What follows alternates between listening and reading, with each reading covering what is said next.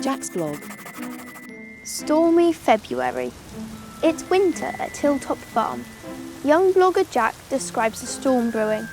It's time to batten down the hatches and prepare for disruption to the day ahead. The weather forecast for this week didn't look very hopeful. One of those yellow weather warnings was set to bring a lot of misery. Dad was not at all impressed that the nice lady giving the weather forecast was smiling as she promised 10 days of wet and windy weather. Dad's waterproofs were hanging by the raybon, dripping and drying out from this afternoon, making a puddle on the floor. It was pretty clear that Dad was going to need his waterproofs for most of the week ahead.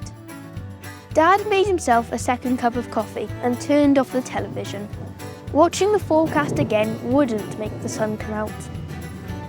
As it happened, the weather was much worse than the forecast promised. We were glad the sheep were all in the shed. Driving rain came down relentlessly and almost horizontally.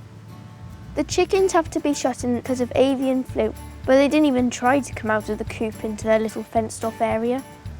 There was no chance they would feel like laying. I had to fetch Meg into the back porch. She doesn't like it when there are gusts of wind, and none of us wanted her to be unhappy, howling outside in her kennel. The electricity flickered a few times, but mostly stayed on. The phone, however, went dead. That's not unusual. Our old phone line is not the most reliable. Mum was a bit cross that she'd have to spend ages in a queue waiting to speak to someone to report the fault.